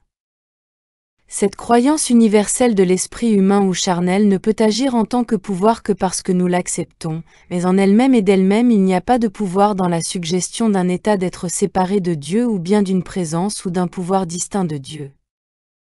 La seule présence est l'omniprésence. Même si nous pouvons croire voir un fantôme, même si nous pouvons voir le péché, la maladie ou la mort, la seule présence est l'omniprésence. Dieu est le seul pouvoir, en dépit des apparences, et Dieu est omniscience, toute sagesse. C'est pourquoi, nous n'avons rien à savoir au sujet de l'activité du mental ou du corps. Tout ce que nous avons à faire est de nous reposer dans l'omniscience de Dieu, de nous reposer dans sa sagesse infinie. Quand nous demeurons dans l'omniscience, l'omnipotence et l'omniprésence, nous pouvons déclarer avec conviction « Ah, oui ». Il n'y a aucune présence et il n'y a aucun pouvoir autre que Dieu, et cela que nous appelons la croyance en deux pouvoirs, l'esprit charnel, cela n'est pas un pouvoir. Cela ne peut pas agir dans l'homme ni à travers lui. Le mal est impersonnel. Tout mal est impersonnel, il n'y a aucune personne dans laquelle, sur laquelle ou à travers laquelle il puisse opérer. Qu'il s'agisse d'une prétention de temps, de maladie ou de manque, quel que soit le nom ou la nature du mal, il est impersonnel. Il n'a pas sa source en vous, en moi ou en une quelconque personne, chose, condition, ni en un quelconque lieu. La racine de tout mal est l'esprit charnel, ou une croyance en deux pouvoirs, et la croyance qu'il y a un pouvoir dans la maladie, la pénurie ou le péché et l'hypnose qui engendrent toutes les discordes dans le monde. Dans la mesure où nous réalisons que dans ce monde tout entier il n'existe rien de tel que le bien ou le mal en tant qu'entité, nous sommes sans esprit charnel. Par conséquent, même penser ou dire qu'une chose, une personne ou une condition est bonne, c'est permettre à l'esprit charnel de nous gouverner. Il y a seulement un être, une essence, un pouvoir, et cela est la conscience, Dieu. La conscience n'est ni bonne ni mauvaise, elle est simplement. Pour que la conscience soit bonne ou mauvaise, il faudrait qu'elle ait un opposé et il faudrait qu'elle ait des niveaux. Il n'y a pas d'opposé en Dieu, il n'y a pas de niveau en Dieu. Dieu est infini, Dieu est omniprésent, omnipotent, omniscient, et cela ne laisse aucune place pour les opposés, pour l'opposition, la limitation ou le fini. En permettant à la limitation et au fini d'agir dans notre conscience, nous introduisons l'esprit charnel dans notre expérience. L'esprit charnel n'est pas dominé en le combattant, mais en reconnaissant qu'il est constitué de la croyance en le bien et le mal. Nous reconnaissons le bien et le mal dans l'expérience humaine. Cela ne veut pas dire que dans notre expérience humaine quotidienne nous ne prenons pas connaissance du bien et du mal. Naturellement, nous reconnaissons qu'une condition de santé est une meilleure expression dans notre expérience qu'une condition de maladie, et l'un des fruits de la vie spirituelle est un plus grand sens de santé que celui dont nous pouvons jouir maintenant. Ainsi, alors qu'il est vrai qu'humainement nous semblons obligés de constater les limitations du bien et du mal, nous devons reconnaître que la conscience ne contient pas en elle-même de quantité ou de qualité de bien ou de mal, ou de limitation. En nous engageant dans les activités habituelles de la journée, nous maintenons intérieurement notre perception spirituelle du je comme conscience individuelle, et nous reconnaissons que tout ce qui apparaît dans notre expérience en tant que péché, maladie, mort ou limitation est l'esprit charnel, le bras de chair, ou pas d'esprit. Nous ne nions pas qu'il y a de mauvais conducteurs sur les routes, des conducteurs ivres, des conducteurs incompétents et même des chauffards. En ce qui concerne la scène humaine, les routes sont remplies à la fois de personnes bonnes et mauvaises, mais après avoir reconnu cela nous prenons notre position spirituelle. Oui, cela est l'apparence due à la croyance en le bien et le mal, l'esprit charnel, mais ce n'est pas un pouvoir, ce n'est pas ordonné par Dieu, maintenu par Dieu ou soutenu par Dieu. Ce n'est que le bras de chair. Tout au long de notre expérience humaine, nous ne pourrons éviter d'être conscients du péché, de la maladie et de la pauvreté dans le monde, conditions qui seront dans le monde aussi longtemps qu'il y aura une race humaine qui ne sera pas devenue émancipée. Aussi longtemps qu'il y aura un monde fait de la croyance en le bien et le mal, ces images seront toujours là devant nos yeux, la maladie partout, la mort, la folie, et toutes ces choses qui constituent l'esprit charnel. Ce qui détermine l'harmonie de notre expérience est notre réaction à ces choses-là, ne pas nous cacher la tête dans le sable et prétendre ou déclarer qu'elles n'existent pas, mais reconnaître, oui, elles sont le bras de chair. Elles ont vraiment un pouvoir temporel. Elles sont un pouvoir pour un monde qui croit en le bien et le mal, mais pas pour moi. Je sais qu'il n'y a qu'un seul pouvoir. Au début de notre voyage spirituel, nous ne faisons que sortir du sens mortel du mal pour entrer dans un meilleur sens de vie humaine, un sens où il y a plus de santé, plus d'abondance et plus de bonheur. Mais cela n'est pas le but ultime de la vie. Le but ultime de la vie est la réalisation spirituelle qui nous fait finalement sortir à la fois du bon et du mauvais sens de vie humaine. L'omnipotence de je. Quand vous êtes témoin des maux de ce monde, à mesure qu'ils apparaissent dans votre expérience, celle de votre famille, de vos voisins ou de votre pays, assurez-vous dans votre méditation d'englober les deux principes majeurs de la voie infinie. D'abord, ouvrez la porte de votre conscience et laissez entrer le je, et reconnaissez. N'aie pas peur, je suis avec toi. N'aie pas peur de ceux qui sont là dehors, je suis lui. Je suis ici, et je suis là. N'aie pas peur, Je au milieu de toi suis puissant. Je suis vie éternelle. Je suis le chemin. Compte simplement sur moi. Ne crains aucun danger, car il n'y a pas de pouvoir extérieur à toi. Je au milieu de toi suis pouvoir infini, le tout pouvoir, le seul pouvoir. Vis par la grâce, puisque je suis ta nourriture, ton vin, ton eau. Je peux te donner de l'eau, et si tu la bois tu n'auras plus jamais soif. J'ai une nourriture que le monde ne connaît pas. Je suis la résurrection. Je suis le chemin de ta paix, je suis le chemin de ton abondance, je suis le chemin de ta sécurité. Je suis le rocher. Je suis une forteresse. Je suis une tour haute. Demeure en moi et laisse-moi demeurer en toi, et aucun mal n'approchera de ta demeure. Aucune arme forgée contre toi ne réussira. Pourquoi? C'est une ombre, ce n'est pas une réalité, ce n'est pas un pouvoir. Je au milieu de toi suis omnipotence, le seul pouvoir. Ces flèches, ces dards empoisonnés, ces microbes, ces obus, ces bombes, ce sont des ombres. Ce sont des croyances en un pouvoir distinct de moi. C'est une croyance universelle en deux pouvoirs. Crois en moi comme omnipotence. Vous n'êtes jamais dans le mysticisme tant que vous n'avez pas ouvert votre conscience et accepté la vérité que je au milieu de vous suis lui, que le Christ s'est incarné en vous, et que l'Annonciation signifie la conception du Christ en vous. Votre reconnaissance de cette vérité est la naissance du Christ en vous. Mais, quand vous avez accepté cela, n'oubliez pas que ce n'est pas achevé tant que vous n'avez pas fait suivre l'omnipotence de Je, qui est le premier principe de la voie infinie, du second principe, qui est le non-pouvoir de ce qui apparaît en tant que le monde de l'effet. Reconnaissez le mal comme étant l'esprit charnel. Dans votre expérience, vous aurez affaire à des personnes de différents états de conscience, de niveaux variés de bien et de mal, même si elles ne vous touchent pas personnellement, vous aurez connaissance du mal chez des personnes actives dans les affaires nationales et internationales. Cela ne suffit pas, je peux vous l'assurer, de porter témoignage du fait que le Christ est en eux. Vous devez faire aussi le deuxième pas, et reconnaître que l'esprit charnel n'est pas un pouvoir. C'est seulement cela qui parachève votre prière ou votre méditation.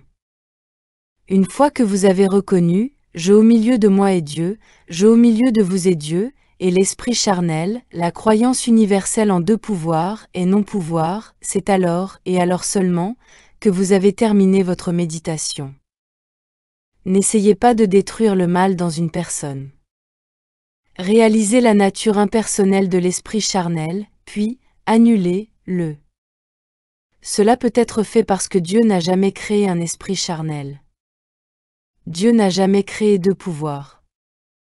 Dieu n'a jamais créé le mal, et par conséquent, quand vous impersonnalisez, annulez, vous amenez votre prière, traitement, ou réalisation à une conclusion. Vous pouvez alors vous détendre et être certain que vous avez vraiment fait face à la situation intelligemment et spirituellement, parce que vous avez honoré Dieu en reconnaissant l'omnipotence. Vous avez fait honorer Dieu en reconnaissant l'omniprésence, la présence de Dieu au-dedans de vous, le je même de votre être, et vous avez ainsi pratiquement fait disparaître le diable dans la réalisation que l'esprit charnel, la croyance universelle en deux pouvoirs, n'a pas de loi de Dieu pour le maintenir. Le mal qui approche de votre demeure se personnalise toujours. Il vient sous la forme d'un péché, d'une tentation, ou d'un faux appétit en vous ou en une autre personne. Il se personnalise toujours en lui, elle ou vous. Observez cela et vous remarquerez que vous ne pensez jamais à l'alcoolisme, vous pensez seulement à l'alcoolique. Vous ne pensez jamais à la toxicomanie, vous pensez aux drogués. Vous ne pensez jamais à l'esprit charnel universel, vous pensez au méchant qui est en prison, parce que le mal vient toujours sous une forme personnalisée. Il est venu à Jésus sous la forme d'un diable. Il se personnalise toujours, mais quand Jésus se tourna vers le diable, il n'y avait pas là de diable. Ce n'était qu'une tentation dans son mental, et il devait y faire face dans son mental. Donc, il n'y a pas de personne mauvaise qui vous affronte. Il n'y a pas de conditions mauvaises qui s'opposent à vous. C'est une personnalisation de l'esprit charnel impersonnel, pas votre croyance ou la mienne, mais la croyance universelle en deux pouvoirs. Quand vous reconnaissez cela et que vous l'impersonnalisez, le mal se détache de la personne, qu'il s'agisse d'un péché, d'une maladie, d'un faux appétit ou de quoi que ce soit. Il se détache d'elle, parfois très rapidement et parfois très lentement, selon son degré de réceptivité. Aucun pouvoir Dieu n'est utilisé. Quand vous apprenez à impersonnaliser le mal, vous n'avez pas à faire appel à un pouvoir Dieu. Vous pouvez accepter Dieu comme omnipotence, mais seulement si vous pouvez voir les prétendues apparences mauvaises comme étant maya ou illusion, et par conséquent ne pas tenter d'obtenir que Dieu leur fasse quelque chose. Quand vous pouvez faire cela, vous êtes dans la sagesse spirituelle. C'est alors que vous pouvez dire à l'aveugle, ouvre les yeux. Mais dès l'instant où vous essayez d'obtenir qu'un pouvoir Dieu fasse quelque chose à l'aveugle, vous avez perdu la démonstration. Si vous pouvez regarder l'impotent et dire, lève-toi, prends ton lit et marche, vous pouvez l'aider, mais quand vous vous tournez vers Dieu pour qu'il fasse quelque chose pour lui, vous êtes dans le même rêve que lui. Les gens spirituellement illuminés savent qu'il n'y a aucun besoin de faire appel à Dieu pour quoi que ce soit, parce que Dieu s'occupe en permanence de ses affaires. Il n'y a pas à lui rappeler quelque chose, à le diriger ou à plaider auprès de lui. Si vous voulez vraiment honorer Dieu, reconnaissez que Dieu est toujours en train d'être Dieu, que Dieu est toujours en train de maintenir et soutenir son univers spirituel. Alors, en relâchant Dieu, vous réalisez, quel pouvoir y a-t-il distinct de Dieu? Quelle présence y a-t-il séparée de Dieu? Je ne dois pas être trompé par les apparences. Alors, vous voyez ce qui est juste se révéler de soi-même. Aucun pouvoir Dieu n'est utilisé. Le pouvoir Dieu était là au commencement, mais la reconnaissance de l'omnipotence et de l'omniscience, ainsi que de la nature illusoire des apparences, l'amène en manifestation infinie. Réveillez-vous de l'inertie pour entrer dans l'être. C'est à notre portée. Il est en notre pouvoir de décider si oui ou non nous apprécions suffisamment notre liberté pour briser l'inertie mentale qui voudrait nous empêcher de réaliser consciemment la vérité, 2 fois, 3 fois ou plus par jour. Chacun d'entre nous a une destinée spirituelle. Alors, qu'est-ce qui nous empêche d'en faire l'expérience? La croyance en 2 pouvoirs, le bien et le mal, devenue tellement cristallisée dans la conscience humaine qu'elle forme une magie, ou hypnose, qui nous maintient sous la loi au lieu de la grâce. Une fois que nous savons que chaque forme de discorde dans notre vie est une forme d'hypnose, et dans la mesure où nous pouvons accepter l'être Dieu, nous nous libérons des péchés, des peurs et des maladies de ce monde. Alors, notre mental ne part plus à la recherche de Dieu, et il ne cherche pas davantage le bien, nous sommes complètement libérés de la recherche de quoi que ce soit. Dieu est, je suis, et nous nous reposons dans cela. Ma vie et la vie de Dieu sont unies, c'est la vie unique. Mon esprit et l'esprit de Dieu sont le seul esprit. Rien ne peut nous séparer ou nous diviser. Pas même la vie ou la mort ne peut me séparer de la vie de Dieu, de l'amour de Dieu et de l'abondance de Dieu, car Dieu est en train d'être maintenant. Je ne peux pas faire qu'il en soit ainsi, il en est ainsi depuis le commencement. Ce que Dieu a uni, aucun homme, aucune circonstance et aucune condition ne peut le séparer, et je rejette consciemment, à cause de l'omnipotence et de l'omniprésence, toute croyance que j'ai acceptée jusqu'ici d'une présence, ou d'un pouvoir distinct du je que je suis. Impersonnaliser Dieu, impersonnaliser le mal. Connaissez la nature de je en tant qu'être universel, vie universelle. Ne permettez pas que soit remis le « voile » qui personnalise Dieu. Ne faites aucune image de Dieu, ne faites pas une sculpture en bois, ne faites pas une sculpture en ivoire ou une sculpture en or, ne vous faites même pas une image mentale de Dieu. Alors, vous ne personnaliserez pas Dieu. Dès l'instant où vous avez une image de Dieu dans votre pensée, vous êtes en train de personnaliser, et vous vous attendez à ce que ce concept soit Dieu.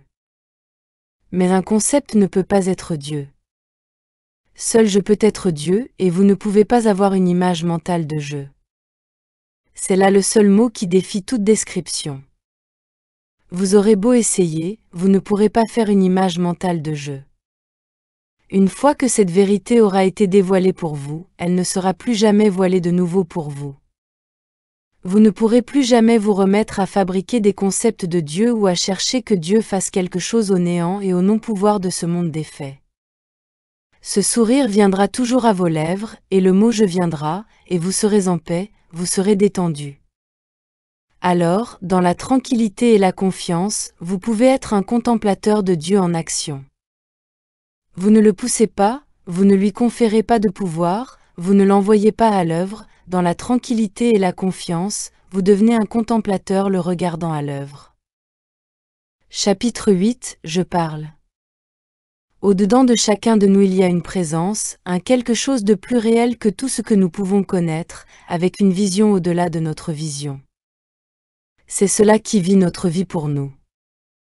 Trop souvent, cependant, parce que nous ne sommes pas conscients de cette présence, nous sommes décidés à vivre notre propre vie, à prendre nos propres décisions et à compter sur notre propre sagesse, jugement ou force, mais c'est seulement parce que nous n'avons pas encore fait l'expérience réelle de ceci qui est au-dedans de nous. Avant que cette présence ne se fasse connaître à nous, il vient en général un moment où nous reconnaissons qu'elle existe. Sur le chemin métaphysique et quelquefois sur le chemin spirituel, l'étudiant peut croire cela, seulement parce qu'un instructeur qui en a fait l'expérience le lui dit, ou parce que dans les Écritures du monde il a lu qu'elle existe. D'une façon ou d'une autre, peu importe comment cela est porté à notre attention, il doit se produire une prise de conscience qu'il y a une présence au-dedans, un lui qui est plus grand que celui qui est dans le monde, un esprit. Avec cette connaissance vient la reconnaissance permanente qu'il demeure en nous, qu'il marche à côté de nous, qu'il est notre vision et notre guide. Nous devons demeurer dans cette vérité, jusqu'à ce que l'expérience vienne à notre perception consciente. Quand cela se produit, il parle d'une manière très semblable à ce que nous pourrions imaginer le Maître dire « N'aie pas peur, je suis avec toi. Je ne te quitterai ni ne t'abandonnerai jamais. Je serai avec toi jusqu'à la fin du monde. » Il parle souvent en utilisant le mot « je », c'est moi, n'aie pas peur, et il nous fait constamment prendre conscience du fait que nous ne sommes pas seuls sur la terre. L'arbre englobe ses branches. Nous avons quelquefois la sensation que lorsque nous reconnaissons Dieu en nous, ou le Christ intérieur, nous acceptons la dualité, mais cela n'est pas vrai. Cela ne peut pas plus être expliqué logiquement que Dieu peut être expliqué, mais la vérité est que ce jeu au-dedans de nous, cette présence de Dieu, n'amène pas à la dualité, car elle est en réalité l'individualité de notre être. Pas seulement l'individualité de mon être mais aussi l'individualité de votre être. Cette individualité est vous, vous êtes un, mais elle est plus grande que vous. Ne voyez-vous pas que ce qui est invisible, la source de votre inspiration, la source de votre vie, la cause et le principe créateur de votre vie, est plus grand que vous, même si vous êtes un avec cela?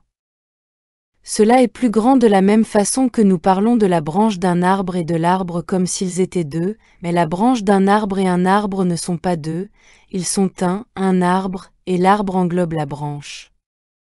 De la même manière, Dieu englobe l'être individuel, tout comme l'arbre entier englobe les branches.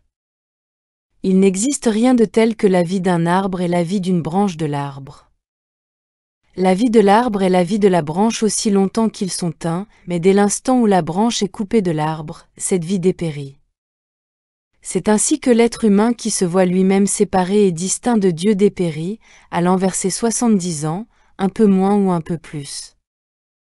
Mais chacun doit apprendre qu'il y a des ajustements qui se produisent dans la vie de tout individu, à mesure que s'écoule cette chose appelée le temps. Il doit réaliser qu'il n'aura pas toujours ses amis, sa famille, ses parents ou ses enfants, parce que dans le schéma humain de la vie, où l'être humain vit comme une branche séparée de l'arbre, il y a la naissance et il y a la mort, et la naissance elle-même est le précurseur de la mort qui doit venir. Il n'y a qu'une seule façon de vaincre cela, et c'est de réaliser que puisque nous sommes une branche de l'arbre, une avec l'arbre, nous n'avons pas de vie branche, pas de vie qui est un commencement, pas de vie qui est une fin. Nous avons la vie éternelle et infinie de l'arbre entier. À cause de notre relation avec l'arbre, celle d'une branche qui est une avec l'arbre, nous n'avons pas de responsabilité personnelle, pas de vie personnelle. Nous avons la vie qui est Dieu. Une branche pourrait dire, l'arbre et moi nous sommes un, mais l'arbre est plus grand que moi. De même nous pouvons dire, je suis un avec la vie qui est Dieu, mais la vie qui est Dieu est plus grande qu'une quelconque de ses branches. Elle est même plus grande que la somme totale de toutes ses branches. Rétablir notre unité avec l'arbre de vie. Pour amener cette relation en expression active dans notre vie, il doit y avoir un acte spécifique. Quand le fils prodigue réalisa sa situation comme étant séparée et distincte de son père, quand il réalisa l'état où l'avait conduit son désir d'être quelque chose de lui-même, il se leva et se mit en route pour retourner à la maison de son père. Il ne resta pas assis là plus longtemps. Il se leva et commença son voyage de retour. Il arrive un moment dans notre vie où nous réalisons que nous avons vécu comme des êtres humains coupés de notre source. Nous avons été la branche séparée et distincte de l'arbre de vie. Quand nous réalisons cela, nous accomplissons un acte. Cet acte est décrit dans l'Écriture comme « Tournez-vous et vivez » Ézéchiel 18, 32. C'est un acte dans lequel nous faisons consciemment une volte-face et déclarons: j'ai vécu séparé et distinct de Dieu, j'ai vécu la vie d'un être humain, vivant de pain, d'eau et d'air, j'ai vécu par des moyens extérieurs. Maintenant, je retourne à la maison du Père, et je réalise consciemment que dorénavant, je suis nourri à partir de la source éternelle qui est au-dedans de moi. Je suis nourri par le pain de vie, le soutien de vie que je suis. Je puise à l'intérieur, dans les réserves de mon Père. Reconnaissez-moi. Pendant que nous demeurons dans cette vérité, il vient une expérience. Elle peut venir avec une conviction intérieure, je ne t'ai jamais quitté. Je n'ai jamais été séparé ou distinct de toi. J'ai fait avec toi chaque pas du chemin, attendant que tu me reconnaisses. Je t'ai longtemps attendu, j'ai longtemps attendu ton éveil, j'ai longtemps attendu ton retour, j'ai longtemps attendu que tu me reconnaisses. Regarde au-dedans et trouve-moi, car je suis au-dedans de toi. Je suis le tissu même, la source même de ta vie. Les migraines que tu as connues, les problèmes que tu as endurés, tout cela n'a été qu'à cause de ce sens de séparation, qui a maintenu ton regard fixé sur le royaume extérieur, au lieu de t'obliger à le tourner au-dedans où je suis à découvrir. Je suis à découvrir au-dedans de ta conscience, au-dedans de ta perception consciente. Je suis à découvrir dans la tranquillité, dans le calme, dans la confiance. N'aie pas peur, c'est moi. Le je qui te parle, est le je de cette armée qui marche contre toi. Le je qui est ta demeure, est le je de l'être de tes amis et de tes ennemis. Je demeure en toi, et je demeure en eux. De même que je demeure en toi, je demeure en eux et je demeure ainsi en tous. Quand tu rencontres un ami et quand tu rencontres un ennemi, c'est moi que tu rencontres. Reconnais-moi au centre de toi. Puis reconnais-moi au centre de tes amis, et reconnais-moi au centre de tes ennemis. Reconnais qu'il n'y a qu'une seule individualité divine, un Père de tous, et tu verras bientôt que les seuls ennemis que tu aies jamais eus, consistaient en ta propre croyance en un état séparé et distinct de moi. Même si tu me reconnais comme ton individualité, tu peux encore penser que d'autres ont une individualité séparée de moi. Mais je suis ton individualité, et je suis l'individualité de tous ces autres. Je suis le soutien de ta vie, je suis ta sagesse, je suis ton pain, ta nourriture, ton vin et ton eau, mais je suis cela pour tous les hommes. Je suis cela au centre de tes amis et des êtres que tu aimes, et je suis cela au centre de tes ennemis. Reconnais-moi au centre de tous, et tu découvriras alors que je suis dans tous, et que je te salue à travers tous. Je t'accueille à travers ceux que tu croyais tes amis, et je t'accueille à travers ceux que tu croyais tes ennemis, car tu ne peux jamais être accueilli par qui que ce soit d'autre que moi, parce que je suis infini. Je suis omniprésence infinie, je suis omniprésence omnipotente, je suis la présence qui se tient au-dedans de toi, devant toi, à côté de toi, derrière toi. Je suis cette présence, alors n'aie pas peur, c'est moi. C'est je. Je ne suis pas dans la tempête, reconnais par conséquent qu'il n'y a pas de pouvoir dans une tempête. Le seul pouvoir qu'il y était dans ce je suis c'est je suis qui est la vie de ton être, la vie de l'être de ton ami, la vie de l'être de ton ennemi. Je suis la vie de tout être. L'universalité et l'omniprésence de la présence. Lorsque cette présence s'annonce à vous par une affirmation intérieure qu'elle est présente, souvenez-vous que cela signifie non seulement sa présence en vous, mais son omniprésence infinie. Elle n'annonce pas que Dieu est présent en vous, séparé et distinct de tous les autres. Elle annonce que ce je est présent en vous, présent en moi, présent en lui, présent en elle, présent en cela. Autrement dit, vous ne pouvez pas mettre une limite à Dieu, vous ne pouvez pas canaliser Dieu pour qu'il soit dans une personne ou dans un lieu. Quand vous reconnaissez la présence de Dieu, vous reconnaissez la présence universelle de Dieu. Quand, avant d'entrer dans votre voiture, vous recevez l'affirmation intérieure « Je suis avec toi, et je vais avec toi », souvenez-vous que cela ne veut pas dire vous, séparé et distinct de toute autre personne sur la route. Cela veut dire que vous devez reconnaître ma présence, la présence divine, comme étant omniprésence, toute présence, partout présente, et qu'à n'importe quel moment particulier vous pouvez réaliser cette présence. C'est ainsi que lorsque l'Esprit s'annonce et annonce sa présence, il ne me dit pas « Joël, je suis présent en toi ». Non, il dit « Je suis présent ». Comme ce serait tragique si Dieu pouvait annoncer « Ma présence est avec toi, Joël », puis laisserait tous les autres en dehors. Une telle chose n'est pas possible.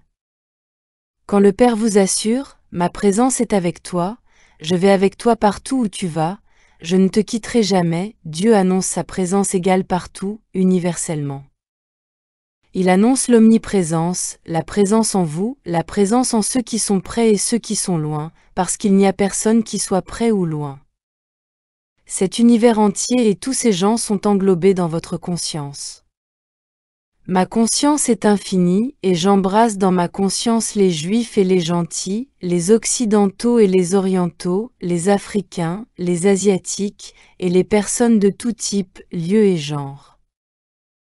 J'embrasse dans ma conscience les Américains, les Canadiens, les Russes, les Français et les Anglais. J'embrasse dans ma conscience cet univers entier, parce que ma conscience est infinie. Je peux fermer les yeux et avoir instantanément au-dedans de moi les peuples de toutes les races et de toutes les époques, passées, présentes et futures.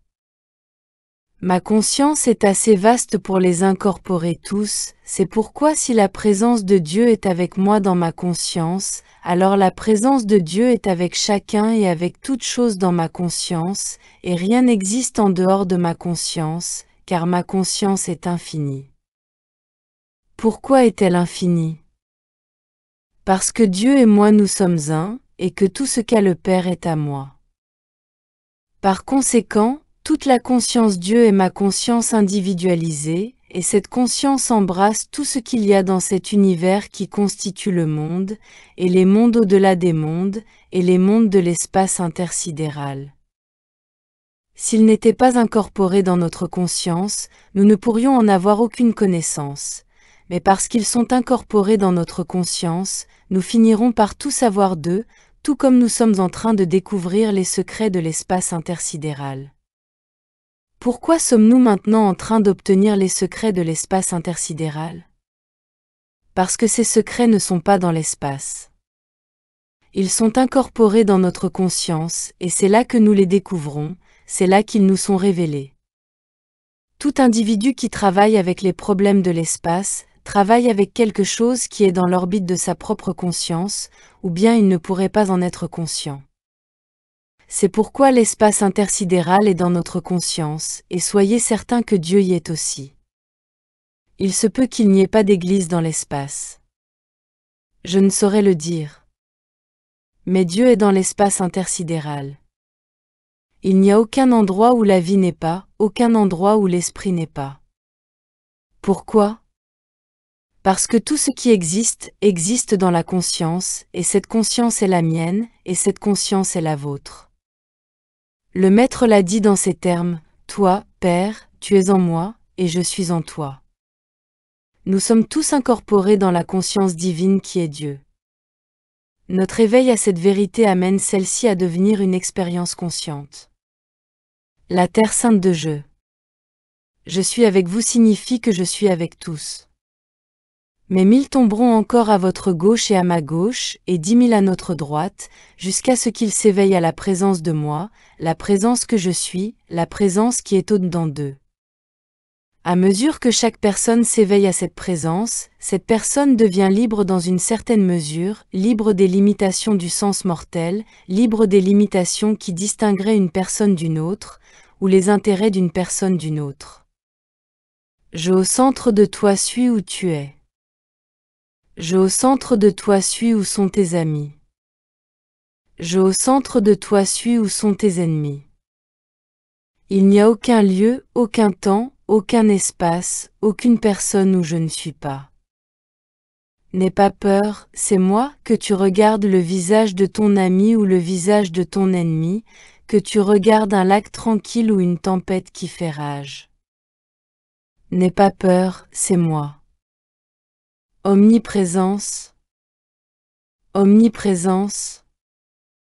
Il n'y a pas de pouvoir dans la tempête, il n'y a pas de pouvoir dans le problème. Je suis là, je suis le seul pouvoir. En dehors de moi, il n'y a pas d'autre pouvoir, et je suis omniprésence. Il y a de nombreuses demeures dans la maison de mon Père. Si cela n'était pas, je vous l'aurais dit. Je vais vous préparer une place. Jean 14, 2. Souviens-toi toujours que dans ma maison, dans cette conscience divine, il y a de nombreuses demeures. Souviens-toi que je au centre de toi vais te préparer une place. Que tu restes à la maison ou que tu la quittes pour tes affaires, pour aller au marché ou faire des achats, je suis là pour te préparer une place. Il y a de nombreuses demeures dans la maison de mon Père. Si cela n'était pas, je vous l'aurais dit. Je vais vous préparer une place. Jean 14, 2. Souviens-toi toujours que dans ma maison, dans cette conscience divine, il y a de nombreuses demeures. Souviens-toi que je au centre de toi vais te préparer une place. Que tu restes à la maison ou que tu la quittes pour tes affaires, pour aller au marché ou faire des achats, je suis là pour te préparer une place. Pas hier, pas demain, seulement aujourd'hui. Vous devez apprendre à vivre comme s'il n'y avait pas d'hier, comme s'il n'y avait pas eu d'erreur hier et pas de péché hier. Vous devez vivre comme si hier était passé. Tout comme vous barrez la date sur votre calendrier ou arrachez la feuille du mois écoulé pour la jeter dans la corbeille à papier, vous devez aussi déchirer tout votre passé consciemment et activement, et vivre comme si aujourd'hui était le seul jour qui vous était donné à vivre. Si vous essayez de revivre hier, vous allez revivre ces fautes et ces erreurs, aussi feriez-vous peut-être bien de vous résoudre à oublier le passé. Laissez partir hier, et vivez comme si aujourd'hui était le jour que le Seigneur avait fait, et aucun autre. Seul ce jour est fait, pas hier et pas demain. Hier n'est pas fait et demain n'est pas fait. Nos erreurs sont terminées, nous en avons fini avec elles. Nos péchés sont passés, nous en avons fini avec eux. Maintenant est le jour fixé. Maintenant est le jour dans lequel je reconnais l'Esprit de Dieu présent au-dedans de moi, et où je reconnais donc la présence de Dieu présente en vous, vous, mes amis, et vous, mes ennemis, ceux qui m'aiment et ceux qui ne m'aiment pas. Je reconnais Dieu au centre de tous. Je salue le Dieu en eux, et à leur tour ils reconnaissent le Dieu en moi. Il n'y a pas d'hier, tout cela se passe aujourd'hui. Quand minuit arrive et passe, c'est encore aujourd'hui dans lequel je suis en train de vivre dans la vie de l'omniprésence, encore aujourd'hui dans lequel je suis en train de vivre dans la réalisation d'une présence au-dedans de moi qui va devant moi pour préparer des demeures, qui va pour me préparer une place. Maintenant. Aujourd'hui. Aujourd'hui. Sans méditation, un déploiement tel que celui-là ne peut pas venir. Il ne peut pas venir de l'air, il ne peut pas venir de l'extérieur, il doit venir de l'intérieur. Mais s'il doit venir de l'intérieur, comment peut-il venir s'il n'y a pas de période de calme, de repos, de confiance, d'assurance, des périodes d'écoute de ce je qui est au centre de nous? Comment pouvons-nous être enseignés par l'Esprit si nous ne nous asseyons pas pour communier avec cet Esprit et le laisser se révéler à nous en sagesse, en vérité, en vie, en amour? L'activité de méditation à l'intérieur change l'extérieur. La méditation est une activité. Ce n'est pas une paresse, soit physique soit mentale, même si ceux qui nous regardent en train de méditer peuvent penser que nous essayons d'échapper au monde. Nous n'essayons pas d'échapper au monde, nous essayons de rencontrer la réalité du monde qui est au-dedans de nous. À l'extérieur de nous, les images changent toujours selon le changement de notre conscience, mais le monde extérieur ne changera jamais pour un mieux s'il n'y a pas quelque chose venant de l'intérieur pour le produire, et ce quelque chose est cette reconnaissance. Il y a une présence, et cette présence est au-dedans de moi pour m'instruire et me donner la lumière. De même que la vie de l'arbre s'écoule jusqu'au sommet du tronc et dans les branches, de même la vie qui est Dieu s'écoule universellement dans l'invisible, et je peux cependant la sentir se déverser en moi, la branche, individuellement. Tout comme elle s'écoule en moi en tant que branche, elle s'écoule ainsi dans tous ceux qui sont dans ce monde et sont aussi des branches, en leur donnant une vie nouvelle, qui en son temps apparaîtra sous forme de feuilles, de bourgeons, de fleurs et finalement de fruits, de beaucoup de fruits. D'elle-même, une branche ne peut pas porter de fruits. Une branche ne peut porter de fruits qu'en vertu de son unicité avec sa source. De moi-même, je ne peux rien faire, mais en me tournant au-dedans, le Père m'instruit, me nourrit, me guide, me dirige et me protège, va devant moi, marche à côté de moi et derrière moi, au-dessus et dessous, car ce je qui est au-dedans de moi est omniprésence. Il pilote les avions, il conduit les sous-marins, il conduit les bateaux, les trains, les automobiles. Il est omniprésence au-dedans de moi et au-dedans de vous, partout où je peux être et partout où vous pouvez être.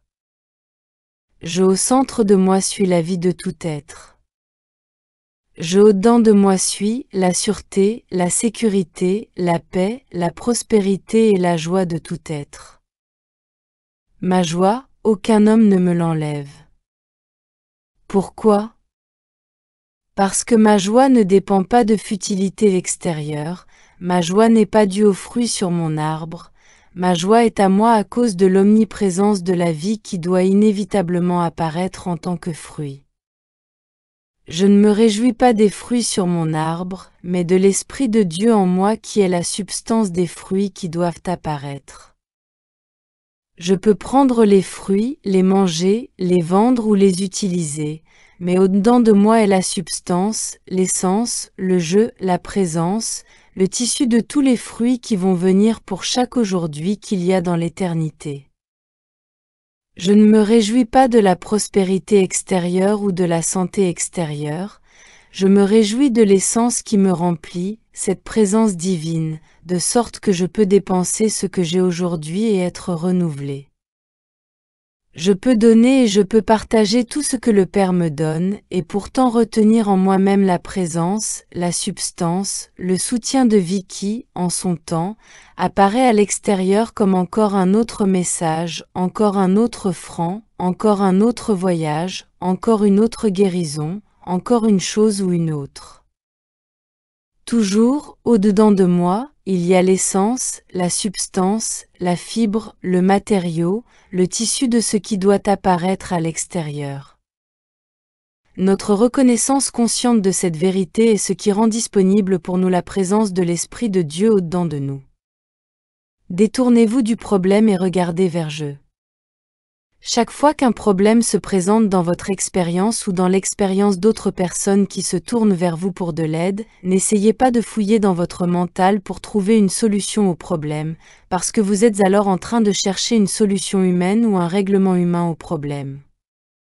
Détournez-vous à l'instant du problème en réalisant que ce jeu au-dedans est esprit, et que c'est cet esprit qui est la solution à tous les problèmes.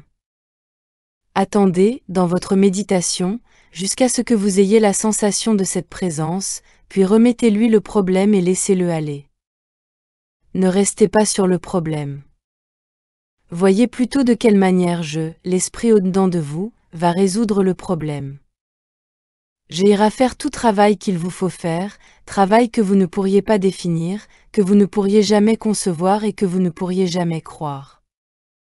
Vous ne pourriez pas le faire, et vous ne pourriez jamais donner un quelconque conseil qui amènerait ce travail à s'accomplir. Tout ce que vous pouvez faire est de vous détourner du problème, dans la réalisation que au-dedans de vous est la solution au problème, et puis d'attendre dans votre méditation jusqu'à ce que vous ressentiez vraiment cette présence. Quand vous la ressentez, lâchez le problème et laissez-le disparaître. Ne permettez pas au problème de vous revenir à l'esprit. Maintenez-le hors de votre mental, car vous l'avez confié au jeu que vous êtes, le jeu qui est au-dedans de vous. Alors, 1, 2 ou 3 jours plus tard, vous contemplerez comment il a résolu le problème, d'une manière que vous n'auriez jamais pu comprendre ou accomplir. 2 ou plus assemblés. Car là où 2 ou 3 sont assemblés en mon nom, je suis au milieu d'eux, là où 2 ou plus sont assemblés dans la reconnaissance de ce jeu en tant qu'omniprésence. Quand nous nous réunissons et que nous nous souvenons consciemment que je suis au-dedans de moi, c'est-à-dire que je suis au-dedans de vous et que je suis au-dedans de tous les autres, nous sommes alors les 2 ou plus assemblés dans le nom je, le nom que je suis. Peu importe où nous serions, dans une classe de la voix infinie, à un souper ou à un pique-nique. Si nous avions la perception consciente que la présence de je en nous est la présence de je en chacun, nous serions les 2 ou plus assemblés en ce nom, tant que nous continuerions à demeurer dans cette réalisation. Vous pouvez voir le miracle et la magie de ceci. Je ne peux pas être envieux du je que je suis, même si le je que je suis est vous. Je ne peux pas me voler ou vouloir me voler moi-même, et ainsi, quand je reconnais que mon individualité est vous, je ne peux vous prendre quoi que ce soit. Dans cette reconnaissance, nous partageons l'un avec l'autre. Pourquoi ? Parce que c'est l'individualité partageant avec l'individualité, 2 ou plus assemblés dans le seul non-je. Je au milieu de nous. Il ne pourrait y avoir aucune lutte à quelque niveau que ce soit, aucune discorde ou disharmonie, s'il y avait la reconnaissance constante de je. C'est je ici, c'est je là, et c'est le même je, car nous sommes un. Libéré. Libéré. Libéré. Une fois par jour, dans vos méditations, souvenez-vous consciemment de libérer Dieu, au sens de le libérer de toute responsabilité pour les maux du monde, qu'il s'agisse des maux qui s'approchent de votre demeure ou de celle de quelqu'un d'autre, ou des maux collectifs de ce monde. Souvenez-vous de libérer Dieu, c'est-à-dire de réaliser consciemment qu'aucun mal n'a sa source en Dieu, et que rien de ce qui n'émane pas de Dieu n'a de pouvoir. Dans cette même méditation, libérez aussi toute l'humanité du châtiment de ses péchés. Père, pardonne-leur, car ils ne savent ce qu'ils font. Luc 23, 34. Cela peut être les péchés d'amis ou les péchés d'ennemis, cela peut être les péchés de votre nation ou les péchés d'autres nations. Mais souvenez-vous toujours qu'il doit y avoir une libération, et ce doit être une activité consciente au-dedans de vous. Père, pardonne-leur, car ils ne savent pas ce qu'ils font. Pardonne-leur comme je voudrais être pardonné. Quelle que soit l'erreur qui se cache encore en moi, Père, pardonne-moi, car je ne le fais pas consciemment ou volontairement. Alors, en libérant ainsi Dieu de la responsabilité des maux du monde, nous enlevons tout pouvoir à la nature erronée ou mauvaise du monde, car le plus grand pouvoir qu'elle a vient d'une croyance universelle que Dieu est la cause des discordes et des maux du monde. C'est pourquoi, quand nous libérons Dieu de cela, c'est comme si nous larguions le pouvoir du mal lui-même dans le néant. De la même manière, en libérant chaque individu, nous accomplissons le Notre Père. Pardonne-nous nos péchés comme nous pardonnons à ceux qui nous ont offensés. Pardonne-nous dans la mesure où nous pardonnons à ceux qui nous offensent. Il doit y avoir une libération consciente chaque jour. Peu m'importe que nous parlions d'Américains ou de Russes, du gouvernement des États-Unis ou de Russie. Peu m'importe que nous parlions de Chinois, d'Espagnols, ou de tels autres individus, Père, pardonne-leur, car ils ne savent pas ce qu'ils font. Vous verrez alors la libération que vous amenez en vous-même. Il est dit que nous sommes libérés de ce que nous libérons, et que nous sommes liés par ce que nous lions. C'est ainsi qu'au-dedans de nous-mêmes, en libérant Dieu de la responsabilité, nous découvrons que nous nous sommes libérés nous-mêmes de ces maux. En libérant les pécheurs de la responsabilité de leurs péchés, les pécheurs que nous sommes nous-mêmes, nous sommes libérés de nos péchés par omission ou par action. Dans notre expérience humaine, il est impossible de ne pas pécher. Nous péchons tous les jours, en portant faux témoignage contre l'un ou l'autre, et nous faisons cela qu'il s'agisse d'un ami ou d'un ennemi. Nous portons faux témoignage chaque jour. De bien des façons, nous sommes très loin du but qui est l'état Christ. Mais nos péchés ne nous sont pas pardonnés à moins que nous ne pardonnions à ceux qui pêchent contre nous ou contre ce monde. Surtout, n'aie pas peur. N'aie pas peur, car c'est moi. Dans la tranquillité et la confiance, tu réaliseras que je au-dedans de toi suis puissant. Dans la tranquillité et la confiance, tu réaliseras, n'aie pas peur.